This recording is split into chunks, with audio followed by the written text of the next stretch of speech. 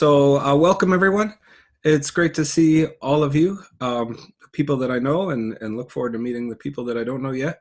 So this is a Aquatic Educator Network meeting. Just want to start off by just giving a brief introduction to that, but I'll introduce myself first. I'm Chris Widmeyer, and have been working with the Aquatic Education Network since it started. I'm also an educator who wears many different hats in the community. But one of my passions is getting students learning about the watersheds and our waterways. So the Riverwatch Aquatic Educators Network is an attempt to bring people together from all the different kinds of teaching roles that we all play to share resources and learn about the opportunities that are out there to collaborate and, again, get students learning outside, or learning about the rivers. So today we're mainly going to focus on the Our Lakes, Streams, and Rivers project. Really excited to roll this out today, and lots of different ways that everybody can get involved in that project. And we'll also focus on the idea of a meaningful watershed education experience, and frame things around the idea of experiential education and stewardship, place-based learning within the Lake Ontario watershed. So the next thing that we are going to do today is just a brief breakout. And so, Mike, if you could switch the slide there. Sure. Sorry. You want that? That's all right. There we go. One? Oh, yep. Well, actually, we'll leave it there for a minute. So we're going to do a breakout, and then we'll do an overview of this project, the Our Lakes, Streams, and Rivers project. Like I said, we'll talk a little bit about the MWEs, and then two things that I haven't talked about yet that we're going to do is a little share out of opportunities that different people and organizations have for learning about the watersheds and aquatic education, and then we're going to wrap up today with a Great Lakes Trivia Kahoot. So if you want to run and get a drink for that, you can. But let's go on to our brief breakout just to do some introductions. We've got a pretty big group here, so we thought we'd break up into 6 different groups. So Mike's going to mysteriously shuffle everybody into 6 different breakout rooms, and then we've assigned different facilitators for those breakouts. And in the breakout, if you could just give your name and kind of what role you're coming at today, what water you will head to the next chance you get, whether it's in some sort of physically distanced way, or if you can't wait to get camping with your extended family or something like that up in the Adirondacks. And then just a little discussion about what you're hoping to get out of today's meeting. So all right, Mike, so I put you all in rooms, so you should be able to just click the button to go to your breakout room, and we'll see you back here in a minute. I'll copy and paste these questions into the chat for people. I'm just bringing everyone back in. How'd that go for everybody? Okay. It's so, I was saying, it's so interesting with the Zoom. Like normally when you're doing stuff like that, you can kind of do a soft comeback, but with Zoom, it's a hard stop. Like, yeah. When I closed them all, everyone was done, huh? Yeah. I didn't know that was a function. That's really great. Yeah. I had no idea. Well, hopefully people got a chance to get to know a couple people a little bit better. I certainly did. It was nice to meet the people that I was in the room with. I assume everyone's back with us. So I will probably I'm just going to move right along here. I'm horrible at keeping time, Chris, so certainly make sure that we keep on schedule if you can. Let me just check the chat just to make sure. Oh, we're doing pretty well right now. Dave is not able to. Oh, all right. I'm not sure what happened there. We worked it all out. Okay, so I'm just going to take a few minutes to tell everyone about this grant program that we've got going on. Here are the Our Lakes, Streams, and Rivers Experiential Education and Stewardship in the Lake Ontario Watershed. It's a federally funded and NOAA funded grant that's part of the BWET, the Great Lakes BWET region. And we're going to kind of go through all the details of what we've got planned, and hopefully get some people excited about what is going to happen this summer. So the origin of this project, really, it's coming right out of this Aquatic Education Network. So some of you may remember, so the Aquatic Education Network is this Genesee River Watch project that, if you remember, we started it through a grant from the New York State Pollution Prevention Institute. So this is a couple of years ago. We organized this loose network to try to get people more connected with not only just the providers, the resources that we all have with the different people and organizations that are providing really great opportunities in this area, but then also with the teachers and community members that might be interested in being involved. So that formed the Aquatic Education Network. We did focus one of the Riverwatch's Genesee Basin summits on aquatic education when we headed up at the Port of Rochester in 2018. Since then we've been working on getting more information out and really trying to get these things connected, but we saw this grant opportunity and took the initiative to put together a grant that would really have these three main players, St. John Fisher College, Genesee River Watch, and Delta Environmental, come together to organize this program such that we can take things to the next level of trying to get people involved with these really great opportunities we have to get people to really care about the watershed. And this is coming out of the National Oceanographic and Atmospheric Association, so their BWET project, and I can never remember when I need to what BWET stands for, but it's really looking at how we can combine both education and stewardship with these MIWIs that we'll talk about in a minute. So we do know that there's evidence of need for this in our area. We know that from some work that the Water Education Collaborative has done to survey people in the area. Bay Watershed Education and Training. Thank you, Emily. From their survey, 65% of the respondents, they can properly identify where their water comes from, which is great. And I'm getting a phone call from George, which must mean something is not going well. Let's see here what's going on with that. Hey, George. You still there? Okay. Oh. No, George just hung up on me. I don't know what's going on. All right. But only 48% can define that watershed, and 79 don't even know the rules for applying fertilizers to the residential lawns, which is a major source of pollution. So really, this is obviously, it's something that we really need to continue to work on. Just a little glimpse of the different partners that we've got going on for the programs that we're going to be presenting as part of the project. Including the Sand Patch, Genesee Waterways Center, we're going to be pedaling out of there. The Finger Lakes Institute, Museum and Science Center has their Science Hemisphere. Lots of different programs that we're going to be partnering with. Not to say that we actually want to include as much as we possibly can. So if there are other opportunities that we want to get out there, we'll certainly have a chance to get that worked into the program in some way. Mike, this is George. Yes. I couldn't get into the group breakout session. Oh. Am I supposed to be in this one? At this point, we brought everyone back together. Okay, all right. So, I missed completely. It didn't work. Oh, well, hopefully your group without their captain introduced themselves all right. Okay, good. We'll see. All right, thank you. Sorry. No worries. Okay, so the goals of this project really are to really leverage this area's really rich water resources to create these hands-on experiences that will enable teachers to connect their students with their surroundings and really spark lots of local environments. We think of this as being very place-based, right? And the MIWI concept is certainly revolves around you being connected with your water that is important to you. So we're going to empower teachers to connect their schools' campuses to the larger water systems in the area through these MIWIs, the meaningful watershed educational experiences. And we're going to actually watch a video a little bit to get you guys more understanding about what the MIWI concept is. But really, we're talking about getting students to literally touch the water, to interact in that really meaningful way, such that they have these lifelong learning experiences that they'll never forget.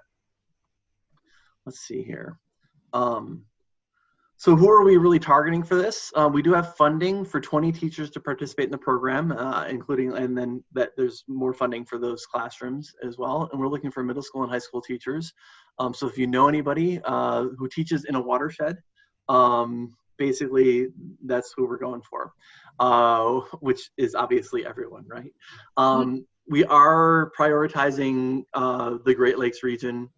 Basically, you know, if we have to make a choice about who can participate, we really would want to make sure that we can capitalize on the people who can really learn from the opportunities that we have here. Of course, if there's room, we'll be happy to have anybody participate in the program.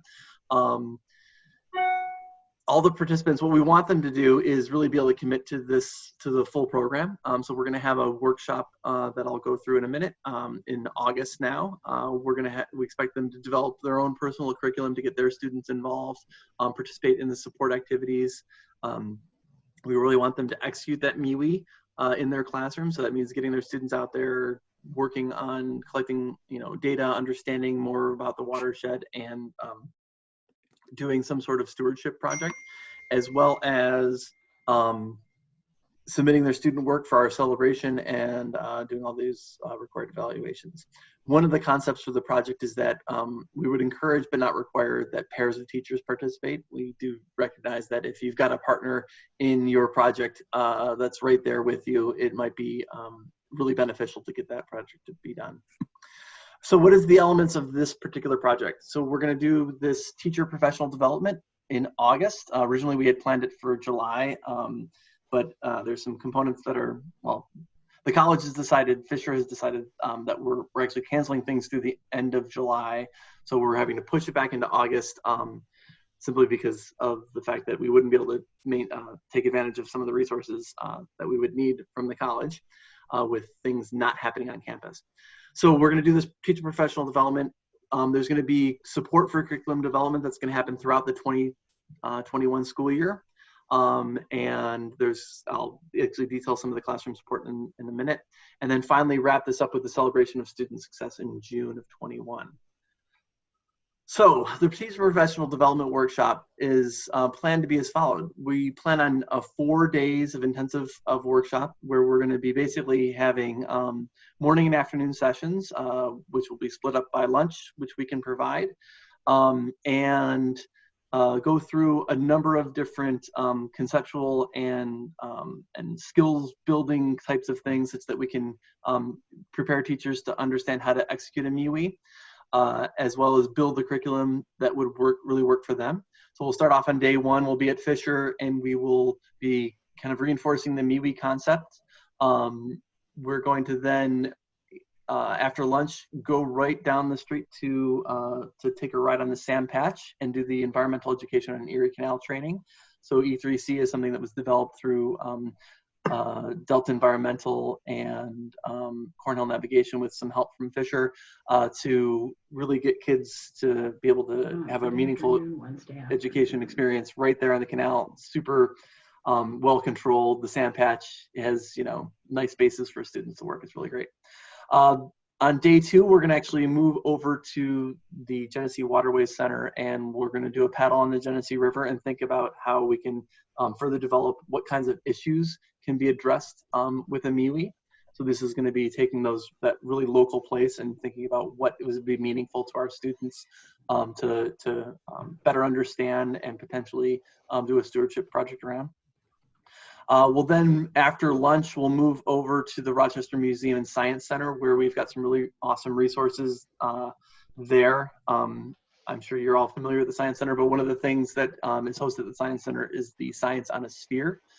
So that's a NOAA-funded resource where you can interact with a globe that projects all sorts of cool things on it.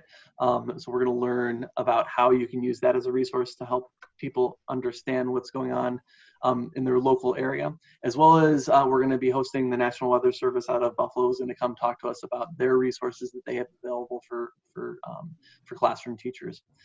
On day 3, we're going to do some more field exploration where we'll be headed down to the Ganondagan State Historic Site and working with the conservation team down there to do stream sampling. So we're going to be working also with the Finger Lakes Institute and doing their stream monitoring protocol, train teachers up how to do the invertebrate identifications and really do jump into a stream. Of course, there's streams everywhere, so it's really something that's applicable a number of different places.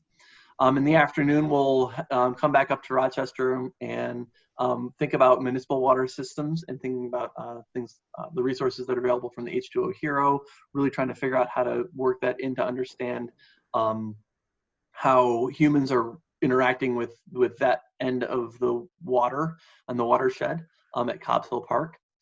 And then finally on day 4, we're really going to take an opportunity to get a chance to really build up the momentum to get teachers to synthesize what they've learned, to really dig into some more national resources that are available with the basin bins, the Great Lakes Basin bins, thinking about other resources, and develop some curriculum that teachers will be ready to go. As soon as they get back into the classroom, they'll be ready to go to execute a plan that we'll work with them to develop so they can get their kids out and executing these MWEs. So in order to make sure to support that to happen, we've got some support for this curriculum development and execution of the MWE involved with the grant. So one of the main things is to think about how we can mentor people. So we're going to make sure that we've got periodic online meetings as well as regular consultations with our experienced aquatic educators to really support teachers when they come up with those challenges, to understand how they can overcome them and make sure that their students are able to get out and really get this meaningful experience. And then, of course, we also have some financial support, both for teachers and classrooms. We worked in to have a $500 stipend for teachers for the summer workshop, as well as $125 in additional stipend for teachers when they complete the entire project, as well as a chunk of money, $835 per classroom, to support the MWE execution, and that might be for supplies or transportation or experiences, boat time, whatever we can do to help them execute these MWEs. We've got those funds worked into the grant.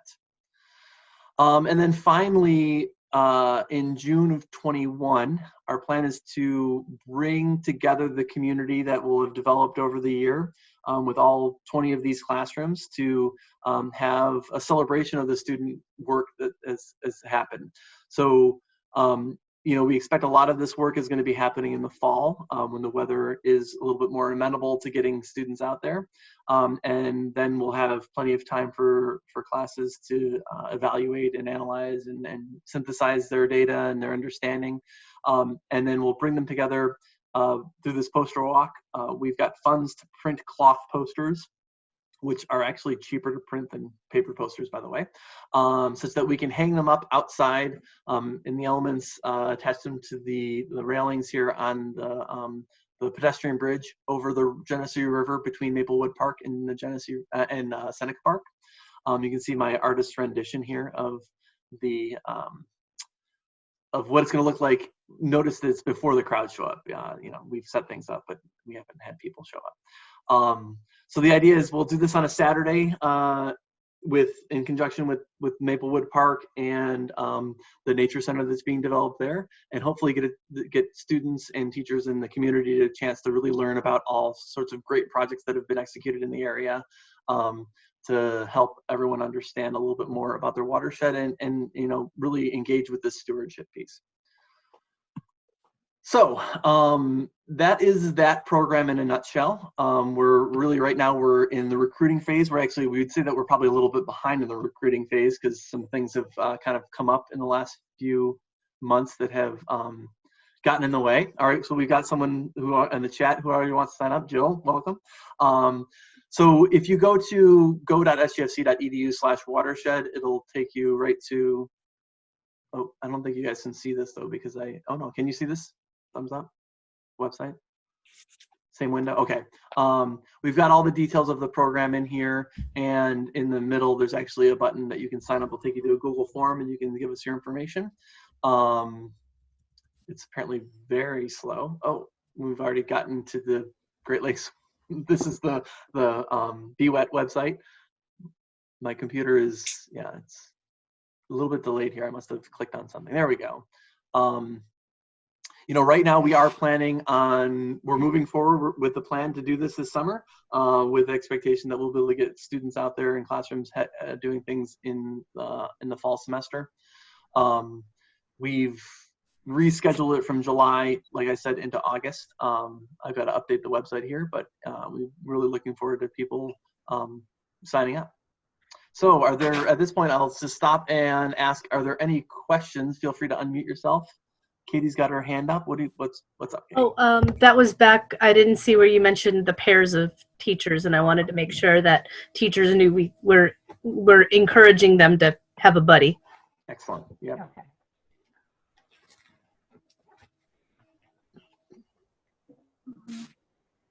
Any other questions? Yeah, that was just my question, how to sign up. And if you can with a partner, because I'm an enrichment teacher, so it would be nice to work with a classroom partner. So that sounds awesome. Excellent. Yeah, and I realize that there's a lot of people on this at this meeting here who are more in the provider category, and certainly we'll right now. A big part of the project actually is taking and trying to align the current resources that we have out there. So Chris, Katie, and I are working on aligning those resources with the MIWI concept, as well as making sure that we've got things aligned with our next generation science standards and the Great Lakes literacy principles and all sorts of things. So if you're a provider and you've got things to contribute, and we certainly love to hear about having your things included in the big presentation of what things are available for people to take advantage of. And I think the other thing to know is we purposely kept the classroom stipend very flexible in what you can provide it for. So you can use it to buy like durable equipment. You can use it to apply like admissions for like a field trip. It's up to you to decide how to support your program. Yeah, so we're excited to get people able to do the things that they want to do. Mike, a question. How will teachers find out about this program? Mm-hmm. Well, one thing is that we've been certainly reaching out to our partners to try to let teachers know. I've been in communication with some of the curriculum coordinators, trying to let them know, to tell their teachers about the program. I would actually ask all of you who are on this call today to feel free to share it out with people so that we can try to get as much participation as we possibly can. It's, like I said, something came up in the last couple months that has certainly dampened our ability to reach out, but we're working on it. So we got a few more months to get things lined up here, but we're hopeful that we'll be able to get a full cohort here for August. And I just want to add too that we have another similar sort of presentation that we're hoping to present in May, so that if after everybody here goes out and shares this with networks and find teachers who are interested, we can do another similar sort of presentation with them. But they're all also, anybody's welcome to reach out to us at any time. I'll spend all day trying to get somebody to sign up for this, because I think it's great. So one of the questions, if two teachers apply together, does that mean the stipend and the classroom supply money is split in two? And Katie's answer, no, we're thinking that they would get, well, I guess the question, if it's two teachers in the same classroom, that might be a little, we haven't really thought about that one. But certainly I think that the stipend is, per individual as well. I imagine that we can be flexible. Certainly want to basically make sure the money gets out there to help support classrooms in the best way possible. Now, I also just want to add about the asking people to participate in partners.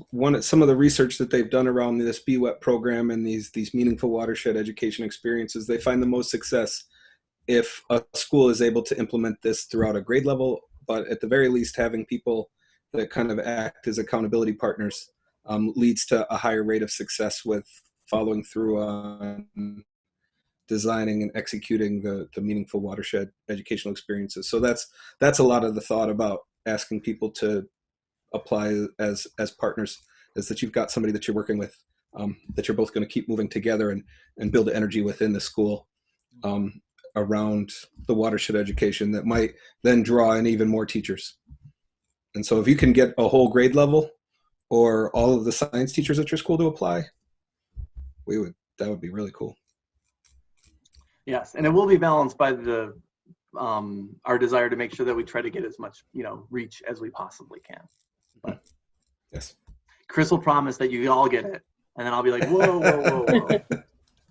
well, Right now, there's plenty of room, though, so I can tell you that much. Excellent. All right, let me go back to our presentation here.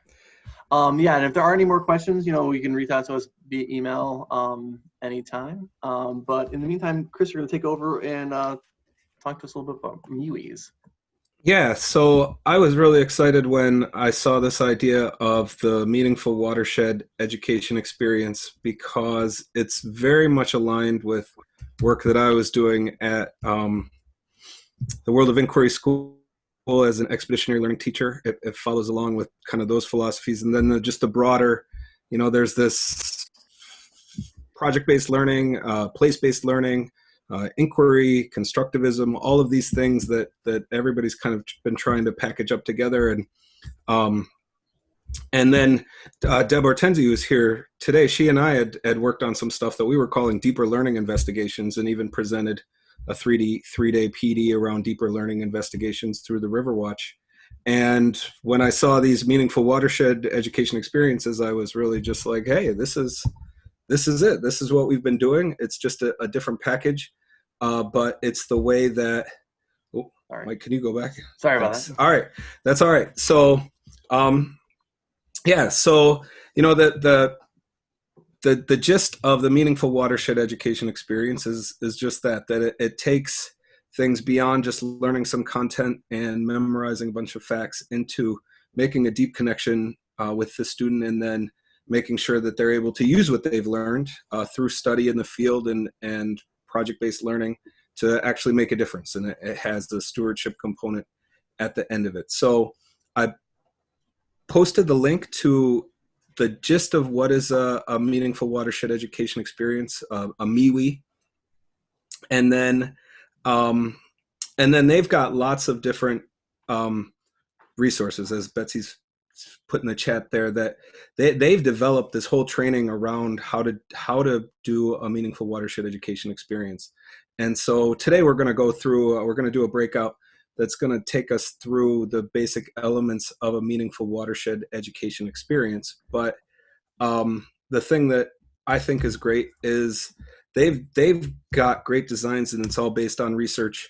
And all we really need to do is introduce people to the ideas and develop a team of teachers that are familiar with the ideas and are able to just kind of transfer what we already know is good practice into this framework that NOAA and BWET has created, and then lead students in some really interesting and exciting things, and see what we can do to work together. And like Mike mentioned, the coaching and providing resources that allow you as the teachers who are participating in this, or you as the aquatic educators in different organizations, to really make it meaningful and important to the students. So what we're going to do now, and Mike, if you could move to the next slide. Yeah, and as I do that, I'll just mention too that in the meeting we had this, like Betsy pointed out, the Bay Backpack is out of Chesapeake Bay BWET, and they are working on rolling it out to be more localized to the Great Lakes region and other places. It's just not there yet, but there's no reason for us to not take advantage of the awesome stuff that they've got going on. In fact, if you do sign up for the program, you're going to be expected to do the course as a little bit of pre-work, I think, before we actually do our workshop. Yeah, and can you back it up one slide? Oh, sure. Thanks. Oh, there you go.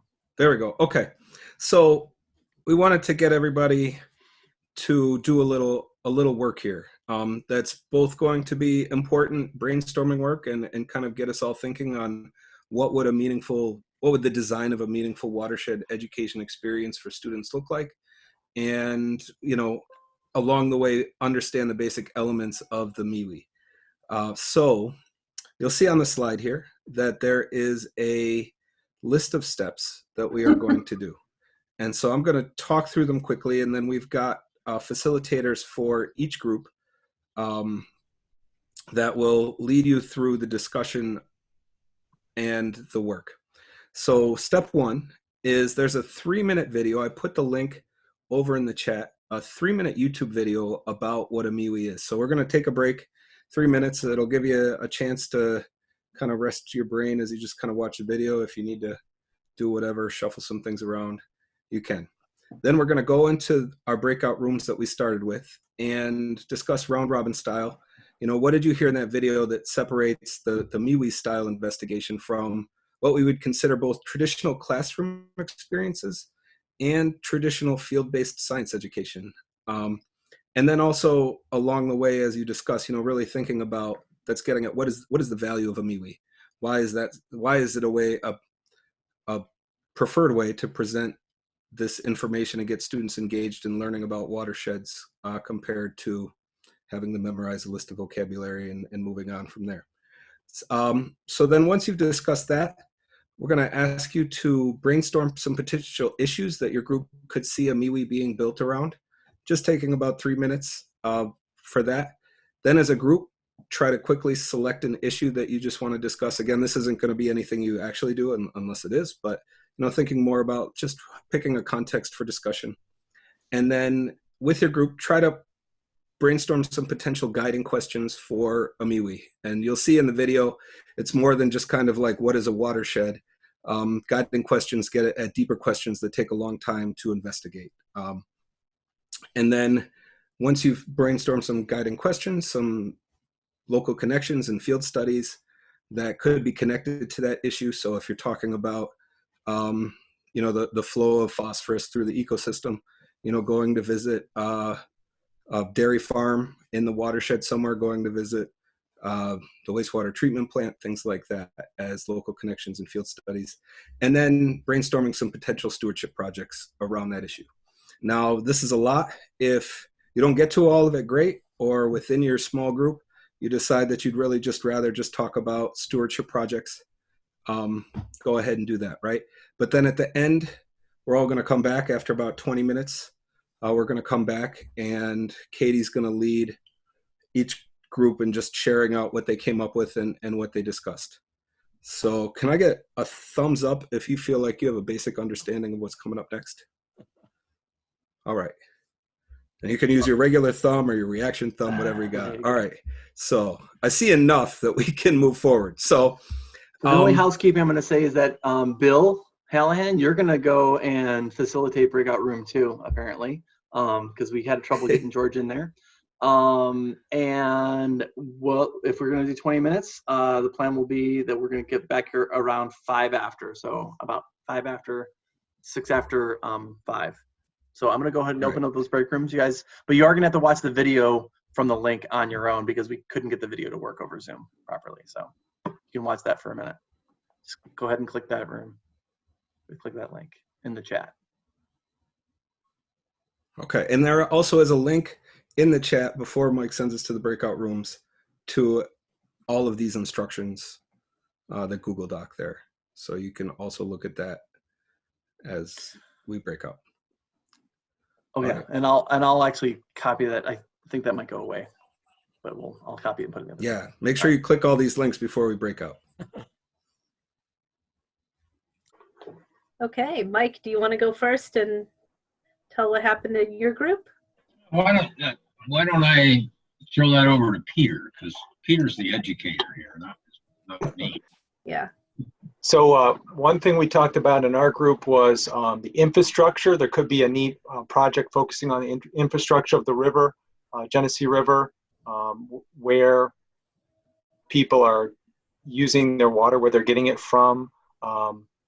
So we talked about potential projects dealing with labeling the storm drains, figure out ways to clean up garbage along the river, kind of figuring out how it's used, what structures use the water. There's a hydroelectric plant that uses the water. There's people that, recreational uses of the river, those kinds of things as well. I know I'm forgetting a bunch of the stuff we talked about, so please fill in. I mean, that was most of it. I think, yeah, we were focusing a lot on the structure of how does water actually like get to the students, and the ways that that differs from maybe other, also comparing it to other areas, even in the Great Lakes watershed. Okay, Chris, do you want to have your group talk, or someone from your group?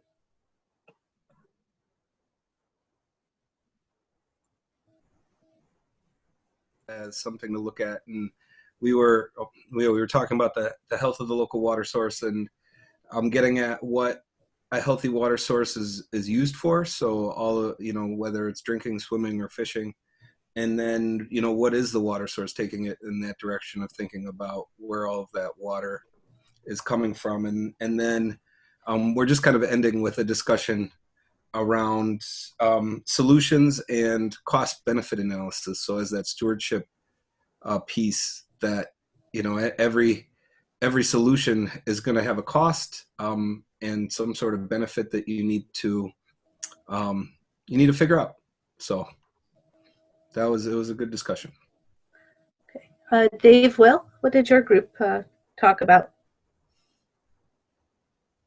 Yeah, we had a lot of the same issues that were mentioned before. We talked a lot about land use and really connecting the kids to the presence of the river in Rochester, but also connecting it to like how litter gets to the river, and also making sure that some of the guiding questions would be, especially for students these days, is how it really affects them, the river, and how they can really make a difference. It's all about making sure they know that they can make a difference and that it really does affect them. And to really link organizations with this type of programming that are already doing this kind of work. So that's pretty much what we came up with in our group. Okay, Bill Hallahan, what did your group discuss? You have to unmute yourself. I can unmute him. Here you go. Yeah. Oh, there you go. We're Bill, I fighting got with you. each other. Okay. Yeah, sorry about I was turning it on and you were turning it off. that. Okay, so the first thing we did was talk about the flow of water in a watershed, how you identify a watershed. And we had the crumpled paper model to show that different components, different human activities in the watershed can all flow together and into the water. We talked about mapping the extent of the watershed, because we don't know exactly what watershed we're dealing with, because it's going to be a different school. And identifying the human activities that are in the watershed. The thing that made the MeWe particularly different was that it got students outside and into the watershed and had them doing hands-on research in the field. Let's see, we were just talking about stewardship when our session ended. So I'm not sure what we did. Maybe Rebecca has anything she wants to add to that? Hi. So yeah, we had just talked about maybe somebody had thrown out the idea that students could identify in their community then what particular industries or farms or things were causing the biggest negative impact, and maybe find ways to lobby those polluters for alternative methods of getting rid of their waste, and maybe doing some clean sweep days in their just within their local creeks and streams. But one thing that springs to mind is the project that H2O Hero did in Brighton. Forget the name of the creek, but they basically planted vegetation along the riparian zone to try to reduce runoff. Okay, Deb, what about your group? We talked about having something that would directly impact the kids. So we know that most kids recognize that the beach is closed for random stints of time in the summer. So why is the beach closed? And then looking at algae blooms and what causes them. So we thought maybe some local connections to that could be taking them to the shoreline and seeing that machine that pumps out water from one side of the pier to the other. Looking at aquatic food webs and light penetration, and then possibly connecting that to agriculture and the phosphorus discharge, and comparing two very different types of farms and having kids come to their own conclusion on which one is causing more of an impact. And then for stewardship projects, we thought either planting a rain garden or picking up pet waste stations and making sure that they get installed in their neighborhoods, or doing a storm drain workshop through H2O Hero. Okay, sounds good. And Mike Bowler, what about your group? Yeah, we talked about equity and environmental justice a little bit, and thinking about how connecting students with understanding their local waterway. It can be challenging when they might have an access point right across the street from the school, but yet different people or people right there that are living near the water might not realize it's something that is theirs to access. Talked about some stuff down the Hudson where, the Brooklyn River, where most people using the river were actually from Blot, or from a distance away from the river. And then when we're talking about stewardship came up, because that is a really important component of the MIWI, and how the the ability for students to advocate and potentially work on projects such that they can help educate their peers and develop advocacy for their waterways and their watershed could be a really important part of people's projects. I also missed a whole bunch of stuff that we talked about, but that's my short summary. Okay, I think we all had some good discussions. I like the slightly different ways of looking at, there's only so many water systems in Rochester, but we all have the slightly different lens that we looked at it. Mm-hmm. Okay. So I took notes on this, so we can also type some of this up to use it for the future. And now if people want to go into sharing opportunities of things going on. So do we have someone here from Discover Cayuga Lake? Hey, Carol. Yeah. Hi, I was muted. I'm Carol Urslev, and Marina Howarth is also here. Right, Marina, are you there? I think she is here. Yes, I'm here. Hi. So I'll just start out. There is our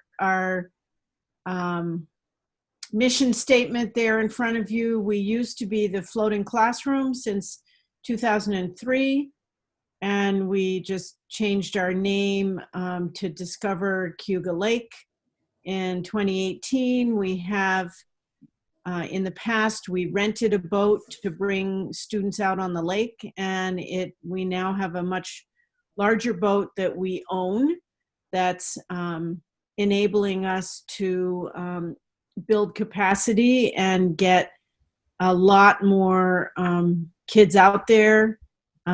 Larger groups can get out there. We run eco tours and private charters, and we also and they help fund our educational programs, which are the floating classroom, where students 5th grade and up can come out and learn how to study the watershed and the lake ecosystem, and also Trout in the Classroom, that brings trout tanks into classrooms. We have, I think, 20 schools and over 1,300 students who are participating in Trout in the Classroom. And with Floating Classroom, we get 1,200 students out every year to study the lake, and then link it to watershed studies and other studies back in the classroom. And Marina is the science and education coordinator for this. So I'm going to let you tell more about what you're doing right now. Marina? Yeah, so I seem to have a tiny bit of a lag. Can you hear me okay? Yes, I can now. Thumbs up. Now. Okay, so yeah, our educational programs, we have the Floating Classroom, as Carol said. I believe we actually get greater than 12,000, I think that, or sorry, 1,200. I think that's just in like a fall or a spring. I think we get closer to 12,000 total. Good. And then we have our Trout in the Classroom program. And Good. And just say something quickly, Marina, about what you did once we had to close everything down when the schools closed.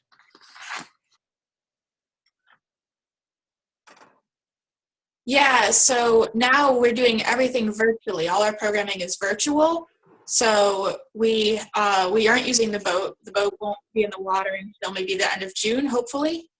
But we are doing our Trout in the Classroom program virtually. So we took all of the trout out of the classrooms. We released them early. We released them, we're still releasing some, but mostly in the middle of March.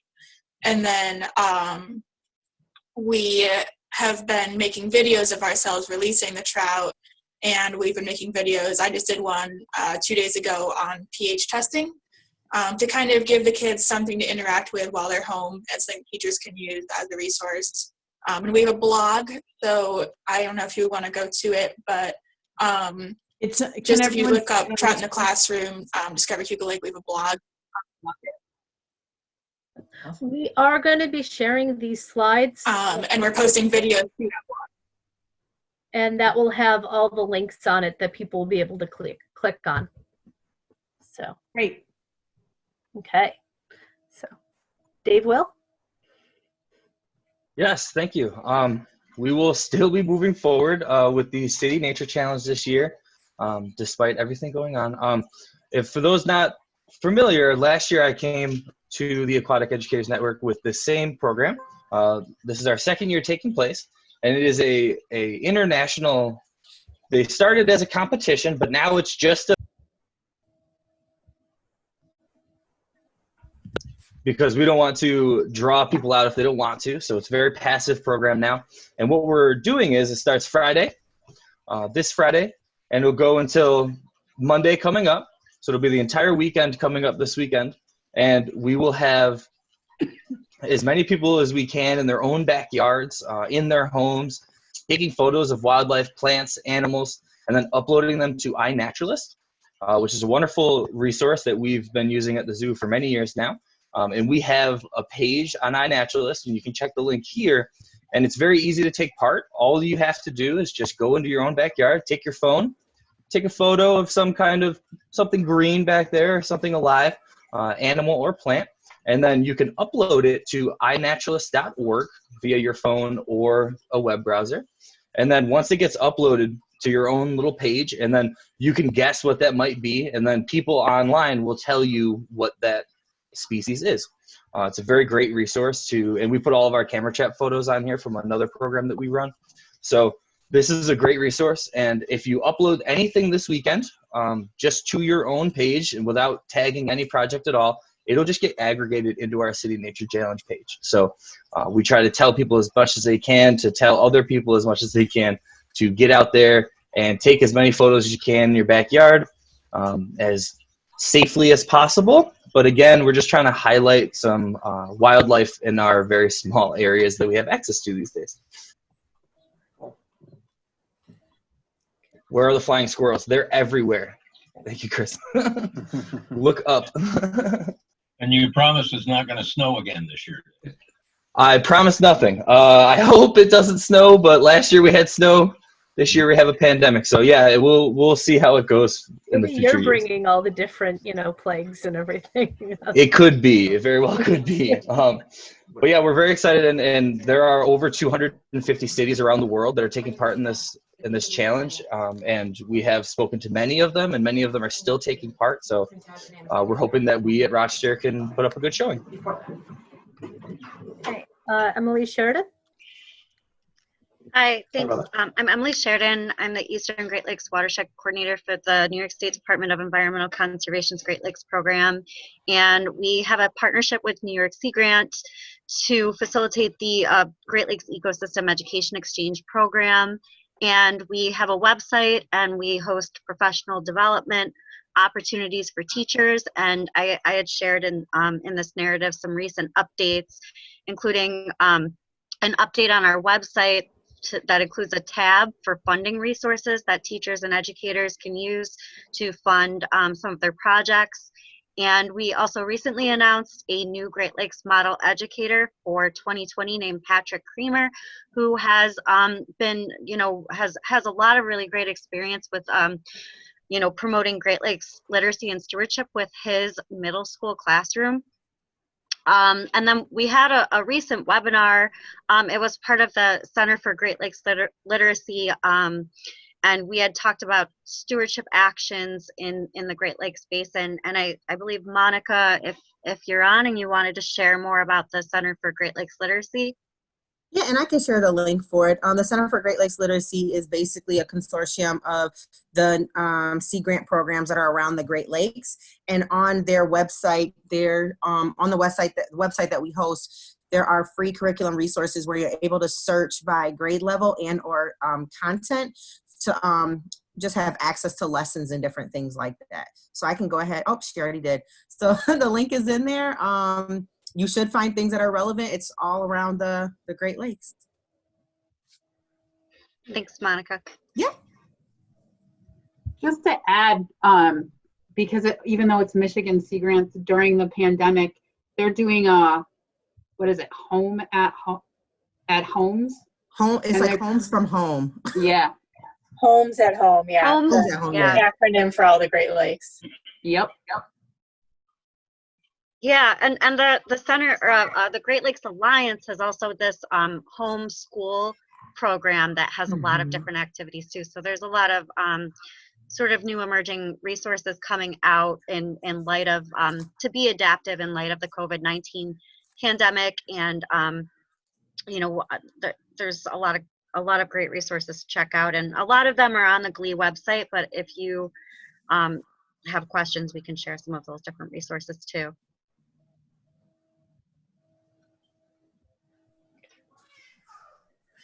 Do we have anyone from FLI or PRISM? Okay. So this, I know Nadia asked me to share that Finger Lakes Institute from Hobart Williams Smith Colleges and their PRISM program are doing a bunch of webinars on invasive species.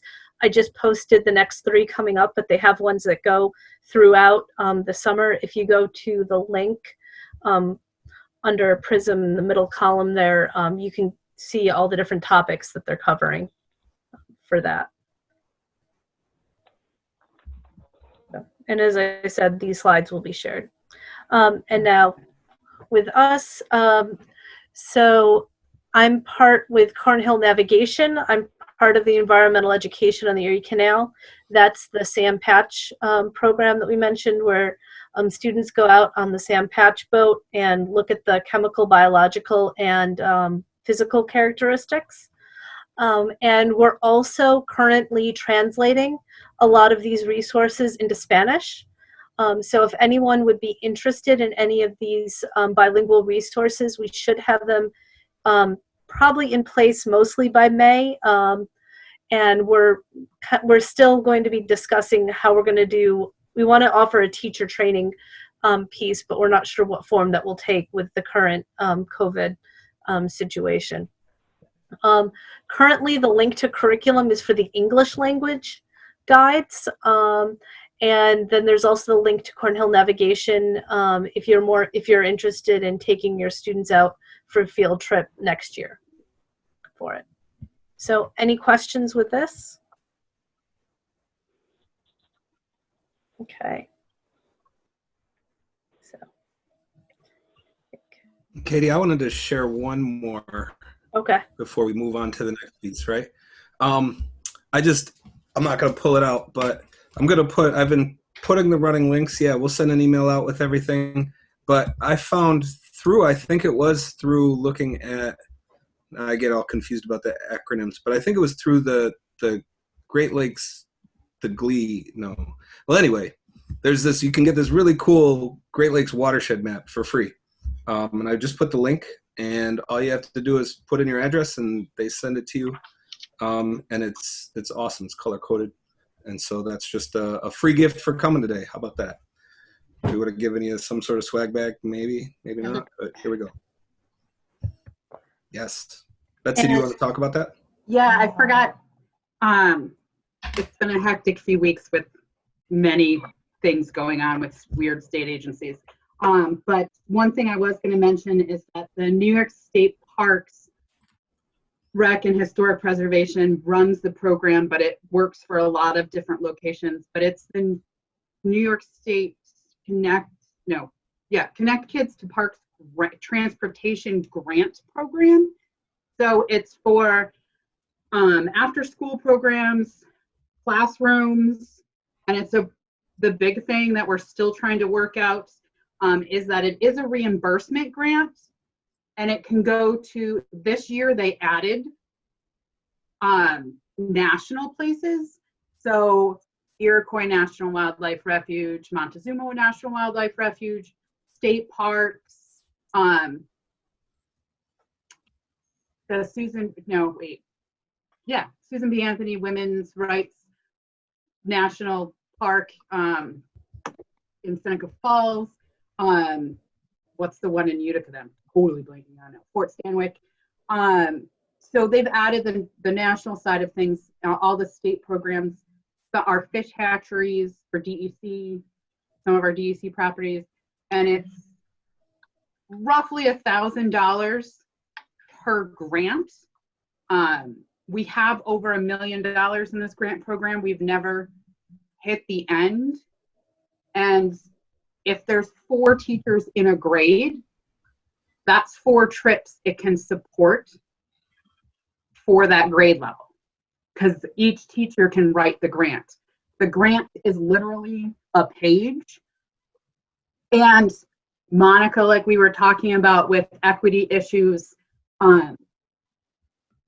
there can be, if they reach out to the grant coordinator at State Parks, it's on the website, they can figure out a workaround for the reimbursement part of it. So it is a really cool grants program, and not enough people take advantage of it. So get it out there and use it. The love of God. Can I add to that? Chris put the link in the chat. I'm a teacher, and thank you for your work with that Kids Park. Yeah, it's very easy to apply, and I've always got money for it. So thank you.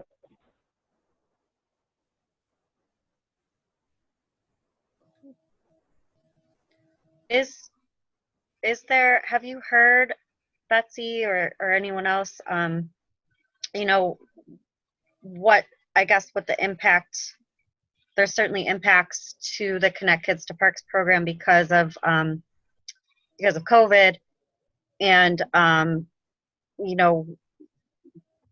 there's some uncertainty when teachers are going to be able to take students on field trips again. But is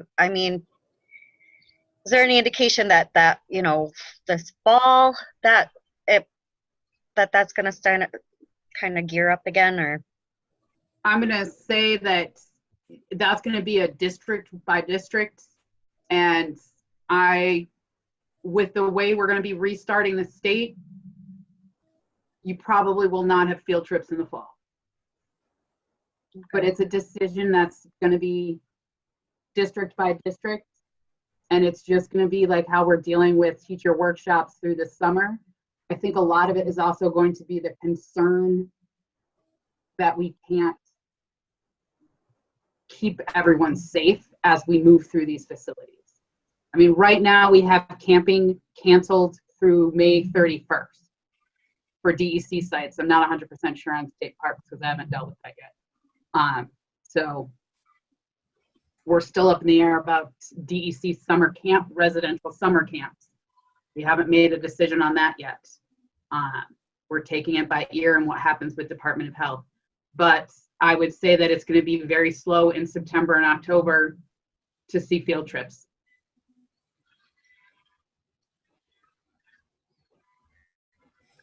Okay, thank you.